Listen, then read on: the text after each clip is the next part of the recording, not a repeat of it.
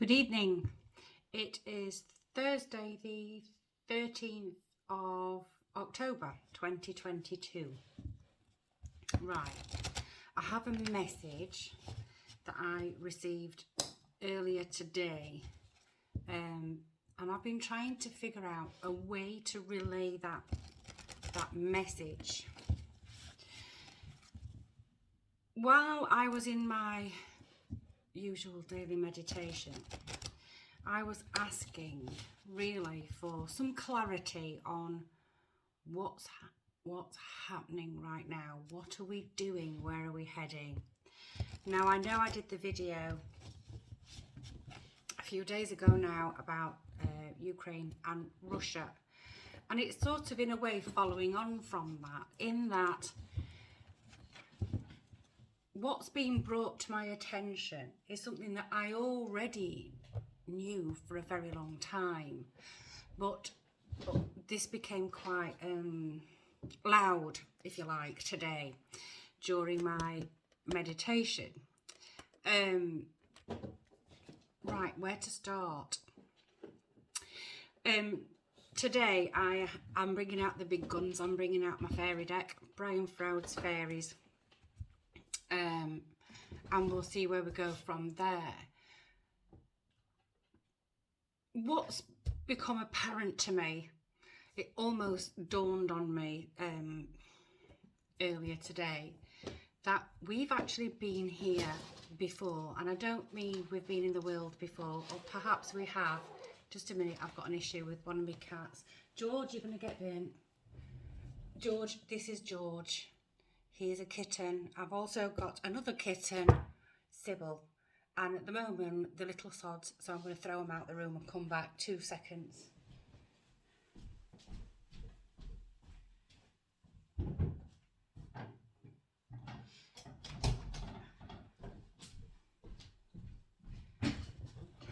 Right, sorry about that. Where was I? We've been here before. We have been here before at a point in time where technology has been very far advanced, and certain ancient civilisations have been destroyed as technology advances. I'll give you 2 examples. Ancient Egypt, a very advanced technology. There are hieroglyphics depicting light bulbs, spaceships. There are things in those hieroglyphics that no one can explain. And obviously that civilization was destroyed and is no more, and a lot of information and knowledge from that time has disappeared, and we're sort of catching up with that right now, and we can now start to understand that technology. And a second civilization, I believe, is in Pakistan, where an archaeological dig found people, bodies laid in a position of flight, sort of running away and dying on the spot where they were. And the analysis of rock around that area sort of gives us the conclusion that there can't have been anything else gone on there but some sort of nuclear explosion. And the Bhagavad Gita tells the tale of this huge explosion. It also describes what we would call today, with the knowledge that we know about nuclear fusion, it's caused like a mushroom cloud. So it sort of struck me this morning during my meditation that we are fast approaching, or we've already approached, the level of technology that we were at as a civilization in the world thousands of years ago. We've now caught up, and we're now at that sort of point in time where, because our technology is now becoming more and more advanced, and that advancement is becoming more and more rapid, that we are now faced with a choice. I've always said that in life, individually and collectively, that when shit happens, we do two things. We either don't learn from the shit that's happened and do something different, or we carry on doing the same thing over and over again until we end up in a situation where we are on our arse, and the only way out of that is to do something different, is to learn from our mistakes. And I think now, right now, in this moment in time, it is an opportunity for us to learn from past mistakes, ancient mistakes, recent past mistakes, and it's up to us to change that, and we can change that. Now, what do I mean? In the world, and individually, collectively, the idea of them and us, your opinion versus my opinion, your ideas versus my ideas, has created this tension, and we're not learning that we're here to learn. We're not learning that everybody who has a different opinion to ourselves is actually the same person. We're not recognising ourselves in everyone else, because we are all an extension of everyone else. And that's why we've got the tensions in the world. That's why we have war in the world. That's why we've got divisions, black, white, male, female, sexual orientation, political parties. And we're relying on the people who lead us to lead the way. But we can lead our own way. People govern us by consent. And if we don't consent, they change their policies. If we don't like what they're doing on our behalf, they change their policies, because they won't stay in power if they don't. So if we're looking at nuclear war, which we were looking at a few days ago, whenever there's consent for that, the likelihood of an escalation of the war between Russia and Ukraine is, well, it gets higher. But I don't believe that we will end up with nuclear war, because it benefits nobody. There might be isolated incidents, but there are wars going on all over the world. There's, religious argument. There's all sorts of argument, political argument. And we can look at it on a macrocosm, and we look at it in a microcosm. And the only thing we are responsible for is ourselves. So if you're having an argument with somebody in the office because they've got a different view to you, think again, because this is what's happening on a global scale is also happening in every one of our lives. What happens in our life is reflected out in the world. So if we're part of tension, the more of us that are involved in tension and escalation of argument, the more that starts to, it's a catalyst for bigger and bigger argument, war. So anyway, I'm bringing out the fairies. So let's have a look at. So, okay, that's another one then. So what we're looking at, we can either learn from the past and we can change it, or we can carry on the way we're heading, and eventually we'll run into the destruction of civilizations. It is important to note here that the place in Pakistan is the place in Pakistan. Egypt is Egypt. We don't know about other areas, but certain civilizations have risen and declined. We have civilizations in this country in historical terms that have risen and declined. Everything goes in cycles. Everything. Economics goes in cycles. Politics goes in cycles. The environment goes in cycles. These are all natural cycles. Population growth and decline goes in cycles. War goes in cycles. And actually, if you look at cycles of economics, politics and war, they coincide. They all coincide. So we need to look at, right, okay, we've got the Glancona. This card always reminds me of the devil. Dark night of the soul. In the Bible, the devil isn't evil. The devil is an angel that is here to teach us. Just like the devil is the angel of darkness. Michael is the angel of light. So, and everything is, we've got opposites in everything. Light, dark, male, female, yin, yang. Without the darkness, we will never be able to discern what light is. It's here to teach us the lessons of life when things are tough, when we're living in a time where things seem to be very dark. There are lessons in here. It's here to teach us. It's here to remind us that we're heading in the wrong direction.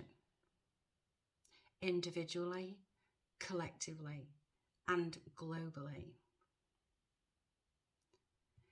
And in advanced countries, first world countries,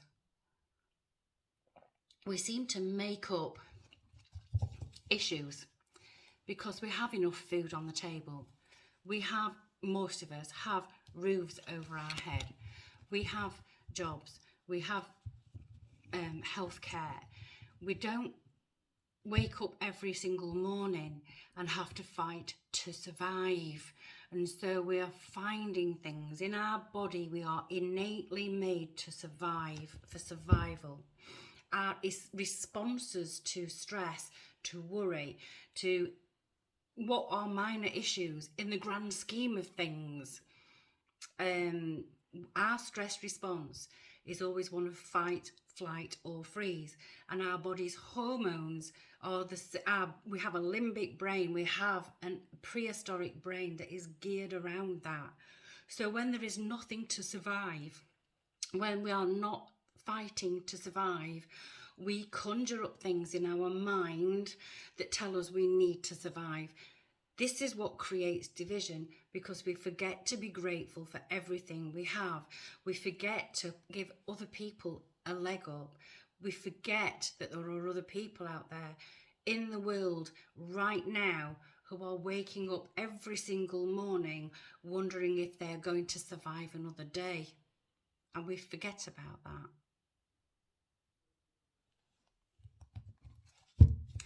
I'm not sure whether I'm making myself clear, because I do have a huge point to make. And we have Tom the poet. It's about storytelling. It's about storytelling. Who's telling the stories? What stories are you listening to? What stories do you believe? And what stories should you be telling yourself?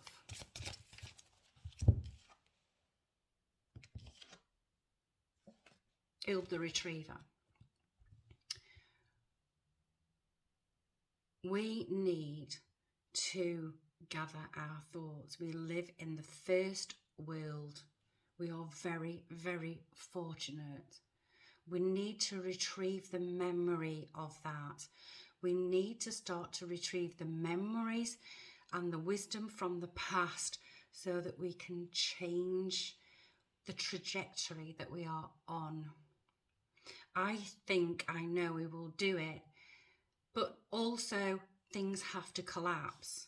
The old world order has to collapse. Democracy is, are we living in a democracy? Do you feel like everything's fair in your world? Things have to collapse so we can make and we can make our futures better. And a lot of people are actually very, very worried about that. But we need to start thinking about embracing what is to come and sitting, waiting, watching, listening, feeling what's happening, and try very hard not to sensationalize that to the point where we are terrified of what's happening tomorrow. People don't like change, but change is a fact of life, and change is coming. Change was heralded in 2019 with the Jupiter-Saturn conjunction, and it's coming.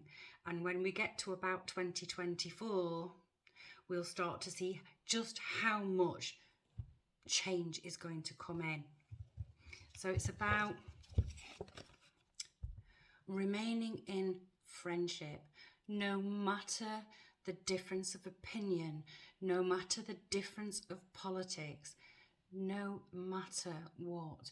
It's about remaining in community, recognizing that everyone you meet is just like you, recognizing yourself in every single person you meet, and keeping out of judgment. Because, second is seen mirror of relationship. When you're in a situation where you constantly, when you are sort of in argument, when you seem to be surrounded by people who are agitated, angry, in a bad mood, quite nasty towards you, you need to take a step back. Because if you are surrounded by people like that, you need to ask, what is it about myself that these people are mirroring back at me? Usually it's something that somebody you are being in the moment. Are you being this? Are they reflecting that back to you? Or are you judging something? I'll give you an instance. So if you judge people who lie, for instance, and you hate liars, and you judge those people, you may well find yourself being surrounded by people who tell you lies. We're not supposed to judge each other. We're supposed to recognise each other as an extension of ourselves. But there's a lot of judgment going on right now. There are a lot of lies being told right now. And there's a lot of anxiety, worry, irritability, and war-like psyches out there. Okay. And we have ecstasis. This is, if you look, we have 1, 2, 3, 4, 5, 6, 7 lights. Root, sacral, solar plexus, heart, third eye, crown chakra. We need to marry the heart with the brain. And the way to do that is to take your awareness from your thoughts and put your awareness into your beating heart, and think about all the things that you are grateful for, good and bad.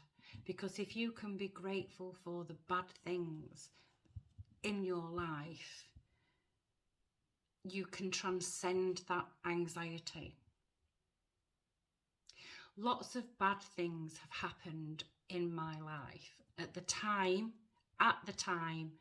the things that happened in my life that I considered back then to be really horrendous things, in hindsight, those really bad things brought me so many good things. some of the really fractious relationships that I've had with people, work, home, marriage, you name it, those people were showing me who I was being in the moment, what I judged in the moment, what I had taken from me, what I'd given away in my lifetime, and gave me a dark night of the soul. And that's a reset. The dark night of the soul is a reset. So if you're thinking like your whole world's fallen apart,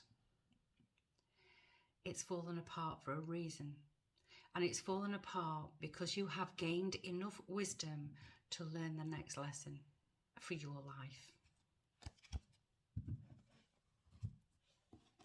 Probably makes no sense. I possibly should have just made notes and then read off notes, but I just thought I'd just get it done.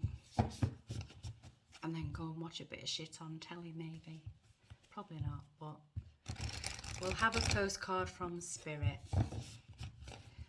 Hopefully, because these postcards have been thought about quite well before they've been written.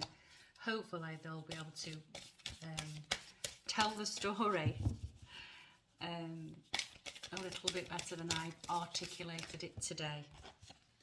And we have.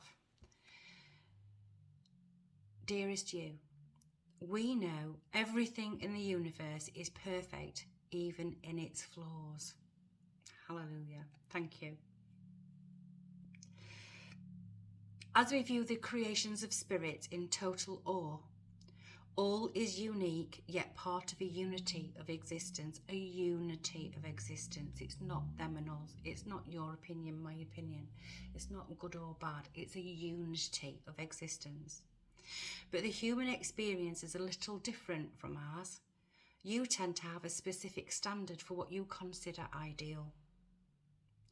And this isn't serving you right now. So forget your idea of perfection and see through our eyes, allowing things to be as they are, without judgment. Don't wait until a perfect moment or mood to start something. Instead, enter life with all its flawsomeness. You are exactly where you're supposed to be. Let others be who they are too. Imperfect and human, complex or simple, it doesn't matter. For there is always something to discover, experience and love. When you drop the need for an ideal, you uncover the real treasure, which will be far more interesting and valuable. So, I don't know if I'm going to upload this or not. I don't know. We'll see. Anyway, I have noticed that many people have been watching my videos, many more than usual. So I would like to ask a favour. If you could please like my videos, if you could share them, that would be awesome. It just helps the channel. It helps my messages reach more people, and I believe that that is part of my path right now, is to reach people with messages reminding people of who they really are, where they've really come from and where they are really going. So with that said, have a brilliant Thursday evening, morning, wherever you are in the world. Take care. Be kind. Ta-ra.